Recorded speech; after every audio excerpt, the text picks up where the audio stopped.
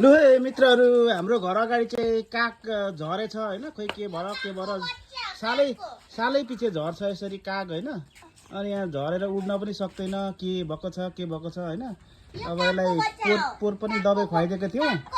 दबाई खुवाइदिएको थियौं अनि निको भयो र उडेर गयो अहिले पनि दबाई यसो खुवाइदिएको छौं अब हेरौं कतिखेर निको हुन्छ अनि उडेर जान्छ बच्चा चाहिँ हो यो अनि अब कसरी उड्छ त यो अनि अब